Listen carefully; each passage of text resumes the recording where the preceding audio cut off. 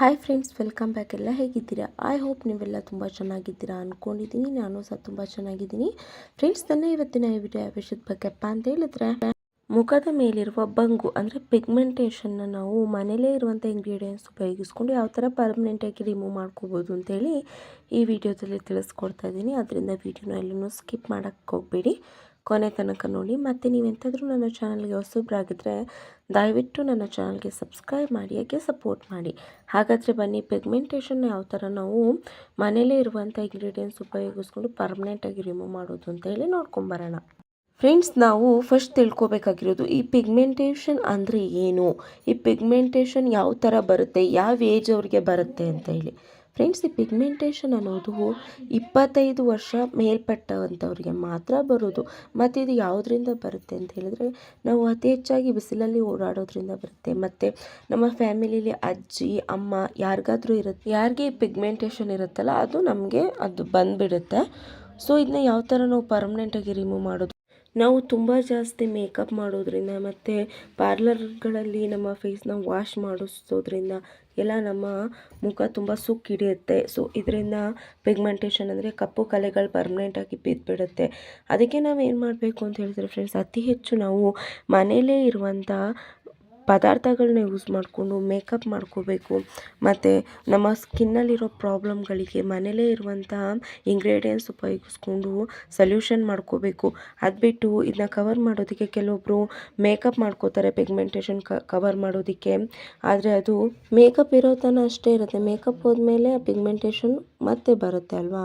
ಮತ್ತು ಕೆಲವೊಬ್ಬರು ಇದಕ್ಕೆ ಟ್ರೀಟ್ಮೆಂಟ್ ತೊಗೋತಾರೆ ಫ್ರೆಂಡ್ಸ್. ಟ್ರೀಟ್ಮೆಂಟಿಂದ ಪಿಗ್ಮೆಂಟೇಷನ್ ಪರ್ಮನೆಂಟಾಗಿ ಹೋಗುತ್ತೆ, ಆದರೆ ಇದಕ್ಕೆ ತುಂಬ ಲಕ್ಷಾಂತರ ರೂಪಾಯಿ ಖರ್ಚಾಗುತ್ತೆ.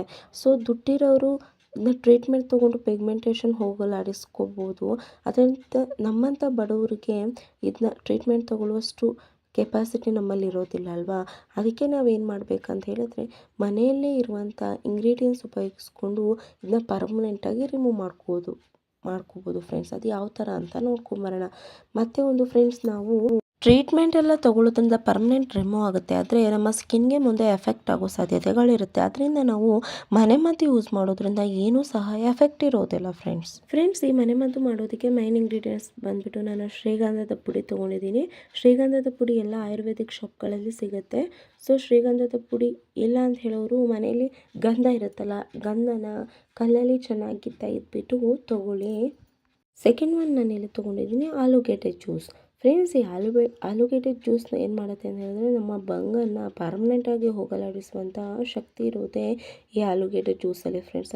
ಅದರಿಂದ ಆಲೂಗೆಡ್ಡೆನ ಕಟ್ ಮಾಡಿಕೊಂಡು ತುರ್ಕೊಂಡು ಈ ಥರ ಜ್ಯೂಸ್ ತೊಗೊಳ್ಳಿ ಫ್ರೆಂಡ್ಸ್. ಆಲೂಗೆಡ್ಡೆ juice compulsory friends. Third one ಇಲ್ಲಿ ನಾನು ಲಿಂಬೆ ಹಣ್ಣಿನ ರಸ ತೊಗೋತಾ ಇದ್ದೀನಿ. ಅಂದರೆ ಅರ್ಧ ಹೋಳು ಲಿಂಬೆ ಹಣ್ಣು ಇದ್ದರೆ ಸಾಕು. ಅದರಲ್ಲಿ ನಮಗೆ 1 8 ಹನಿ ಲಿಂಬೆ ಹಣ್ಣಿನ ರಸ ಇದ್ದರೆ ಸಾಕು. ಈ ಲಿಂಬೆ ಹಣ್ಣಿನ ರಸ ಏನು ಮಾಡುತ್ತೆ ಅಂತ ಹೇಳಿದ್ರೆ, ಇದರಲ್ಲಿ ಅತಿ ಹೆಚ್ಚು ಬ್ಲೀಚಿಂಗ್ ಏಜೆಂಟ್ ಇರೋದ್ರಿಂದ ನಮ್ಮ ಸ್ಕಿನ್ನಲ್ಲಿರೋ ಪಿಗ್ಮೆಂಟೇಷನ್ ಅಂದರೆ ಬಂಗು ಏನಿರುತ್ತಲ್ಲ ಅದನ್ನ ನಿಧಾನಕ್ಕೆ ಹೋಗಲಾಡಿಸುವಂಥ ಶಕ್ತಿ ಈ ಲಿಂಬೆ ಹಣ್ಣಿನ ರಸದಲ್ಲಿದೆ. ಅದರಿಂದ ಲಿಂಬೆ ಹಣ್ಣಿನ ರಸ ತೊಗೋತಾ ಇದ್ದೀನಿ ಫ್ರೆಂಡ್ಸ್. ನೀವು ಫಸ್ಟ್ ಏನು ಮಾಡಬೇಕಂತ ಹೇಳಿದ್ರೆ, ಒಂದು ಸ್ವಲ್ಪ ಮೊಸರು ತೊಗೊಳ್ಳಿ. ಮೊಸರನ್ನ ತೊಗೊಂಡು ನೀವು ನಿಮ್ಮ ಫೇಸ್ಗೆ ಚೆನ್ನಾಗಿ ಅಪ್ಲೈ ಮಾಡ್ಕೊಳ್ಳಿ. ಫಸ್ಟ್ ಮಾಡಬೇಕಾಗಿರೋ ಸ್ಟೆಪ್, ನೀವು ಈ ಥರ ಅಪ್ಲೈ ಮಾಡಿಕೊಂಡು ಚೆನ್ನಾಗಿ ಒಂದು 10ರಿಂದ 15 ನಿಮಿಷ ಬಿಟ್ಬಿಟ್ಟು ಫೇಸ್ನ ವಾಶ್ ಮಾಡ್ಕೊಳ್ಳಿ. ನೆಕ್ಸ್ಟ್ ನಾವು ಏನು ಪದಾರ್ಥಗಳು ತೋರಿಸಿದ್ವಲ್ಲ ಅದನ್ನ ಒಂದು ಪ್ಯಾಕ್ ಥರ ಮಾಡಿ ನೆಕ್ಸ್ಟ್ ಅದನ್ನ ಅಪ್ಲೈ ಮಾಡ್ಕೋಬೇಕಾಗತ್ತೆ. ಒಂದು 15 ನಿಮಿಷ ಬಿಟ್ಬಿಟ್ಟು ಈ ಮೊಸರನ್ನ ವಾಶ್ ಮಾಡ್ಕೊಳ್ಳಿ ಫ್ರೆಂಡ್ಸ್. ಗಂಧದ ಪುಡಿ ಮತ್ತು ಟರ್ಮರಿಕ್ ಪೌಡ್ರು, ಆಲೂಗೆಡ್ಡೆ ಜ್ಯೂಸು ಮತ್ತು ಲಿಂಬೆಹಣ್ಣಿನ ಜ್ಯೂಸ್ ಎಲ್ಲ ಮಿಕ್ಸ್ ಮಾಡಿ ಈ ಥರ ಒಂದು ಫೇಸ್ ಪ್ಯಾಕ್ ರೆಡಿಯಾಗಿದೆ. ಇದನ್ನ ಚೆನ್ನಾಗಿ 5 ನಿಮಿಷ ಚೆನ್ನಾಗಿ ಮಿಕ್ಸ್ ಮಾಡಿ ನೆಕ್ಸ್ಟ್ ನೀವೇನು ಮಾಡಬೇಕು, ಒಂದು ಬ್ರಷಿನಿಂದ ನಿಮ್ಮ ಫೇಸ್ಗೆ ಚೆನ್ನಾಗಿ ಅಪ್ಲೈ ಮಾಡ್ಕೊಳ್ಳಿ. ಅಂದರೆ 2 ಕೆನ್ನೆ, ಹಣೆ ಮತ್ತು ಲಿಪ್ದು ಕೆಳಗಡೆ ಎಲ್ಲನೂ ಚೆನ್ನಾಗಿ ಅಪ್ಲೈ ಮಾಡ್ಕೊಳ್ಳಿ. ಅಪ್ಲೈ ಮಾಡ್ಕೊಂಡಾದಮೇಲೆ ನೀವು ಅದೇ ಆವಾಗಲೇ ಕಟ್ ಮಾಡಿಟ್ಟಿದ್ರಲ್ಲ ಲಿಂಬೆ ಹಣ್ಣಿನ ರಸ ಹಿಂಡ್ಕೊಂಡಿರೋದು, ಆ ಲಿಂಬೆ ಹಣ್ಣಿನ ಹೋಳಲ್ಲಿ ಚೆನ್ನಾಗಿ ನಿಮ್ಮ ಕೆನ್ನೆನ ಮಸಾಜ್ ಮಾಡ್ಕೊಳ್ಳಿ. ಈ ಥರ ಚೆನ್ನಾಗಿ ಸ್ಕ್ರಬ್ ಮಾಡೋದ್ರಿಂದ ನಮ್ಮದೇನು ಪಿಗ್ಮೆಂಟೇಷನ್ ಇರುತ್ತಲ್ಲ ಅದು ನಿಧಾನಕ್ಕೇ ಕಡಿಮೆ ಆಗೋದಕ್ಕೆ ತುಂಬ ಹೆಲ್ಪ್ ಮಾಡುತ್ತೆ. ಅದರಿಂದ ಚೆನ್ನಾಗಿ ಸ್ಕ್ರಬ್ ಮಾಡಿ ಈ ಥರ ಸ್ಕ್ರಬ್ಬು ಫ್ರೆಂಡ್ಸ್ ಒಂದು 10ರಿಂದ 15 ನಿಮಿಷ ಮಾಡ್ಕೊಳ್ಳಿ. 10ರಿಂದ 15 ನಿಮಿಷ ಸ್ಕ್ರಬ್ ಮಾಡ್ಕೊಂಡಾದಮೇಲೆ ಇದನ್ನ ಒಂದು 20 ನಿಮಿಷ ಒಣಗೋಕೆ ಬಿಡಿ. ಇದು ಡ್ರೈ ಆದಮೇಲೆ ನೀವು ಉಗುರು ಬೆಚ್ಚಗೆ ನೀರಿನಿಂದ ನಿಮ್ಮ ಫೇಸ್ನ ವಾಶ್ ಮಾಡ್ಕೊಳ್ಳಿ. ಯಾವುದೇ ಥರ ಸೋಪ್ ಆಗಲಿ ಫೇಸ್ ವಾಶ್ ಆಗಲಿ ಯೂಸ್ ಮಾಡೋಕ್ಕೆ ಹೋಗ್ಬೇಡಿ. ಬರೀ ಉಗುರು ಬೆಚ್ಚಗೆ ನೀರಿನಿಂದ ನಿಮ್ಮ ಫೇಸ್ನ ನೀವು ವಾಶ್ ಮಾಡ್ಕೊಳ್ಳಿ. ಈ ಮನೆಮದ್ದನ್ನ ನೀವು ಟ್ರೈ ಮಾಡೋದ್ರಿಂದ ನಿಮ್ಮದು ಏನು ಪಿಗ್ಮೆಂಟೇಷನ್ ಅಂದರೆ ಏನು ಭಂಗು ಇರುತ್ತೆ ಅದು ಪರ್ಮನೆಂಟಾಗಿ ನಿಧಾನಕ್ಕೆ ಕಡಿಮೆ ಆಗೋದಕ್ಕೆ ಹೆಲ್ಪ್ ಮಾಡುತ್ತೆ. ಇದನ್ನ ನೀವು ವೀಕ್ಲಿ 3 ಟೈಮ್ಸ್ ಅಪ್ಲೈ ಮಾಡಿ, ಅಂದರೆ ವಾರಕ್ಕೆ 3 ದಿನ ಈ ಮನೆಮದ್ದನ್ನು ಟ್ರೈ ಮಾಡಿ. ಈ ಥರ ನೀವು ಒಂದು 3 ವೀಕ್ ಕಂಪಲ್ಸರಿ ಮಾಡೋದ್ರಿಂದ ಹೇಳಿದ್ರೆ ನಿಮ್ಮ ಪಿಗ್ಮೆಂಟೇಷನ್ ಏನಿರುತ್ತಲ್ಲ ಅದು ಪರ್ಮನೆಂಟಾಗಿ ರಿಮೂವ್ ಆಗಿ ನಿಮ್ಮ ಫೇಸು ಫಸ್ಟಿನ ಥರ ನಾರ್ಮಲ್ ಸ್ಥಿತಿಗೆ ಬರುತ್ತೆ ಅಂತಲೇ ಹೇಳ್ಬೋದು. ನಿಮಗೂ ಸಹ ಪಿಗ್ಮೆಂಟೇಷನ್ ಪ್ರಾಬ್ಲಮ್ ಇದ್ದರೆ ಅಥವಾ ಪಿಂಪಲ್ಸ್ ಮಾರ್ಕ್ ಪ್ರಾಬ್ಲಮ್ ಇದ್ದರೆ ಈ ಮನೆಮದ್ದನ್ನು ಟ್ರೈ ಮಾಡಿ. 100% ಅಲ್ಲ 200% ರಿಸಲ್ಟು ಸಿಕ್ಕೇ ಸಿಗುತ್ತೆ ಅಂತಲೇ ಹೇಳ್ಬೋದು. ಸೊ ಈ ವಿಡಿಯೋ ಏನಾದರೂ ನಿಮಗೆ ಯೂಸ್ಫುಲ್ ಆಗಿದೆ ಅಂತ ಹೇಳಿದ್ರೆ ನನ್ನ ವಿಡಿಯೋಗೊಂದು ಲೈಕ್ ಮಾಡಿ, ಹಾಗೆ ಸಪೋರ್ಟ್ ಮಾಡಿ, ಸಬ್ಸ್ಕ್ರೈಬ್ ಮಾಡಿ. Thank you. ಬಾಯ್.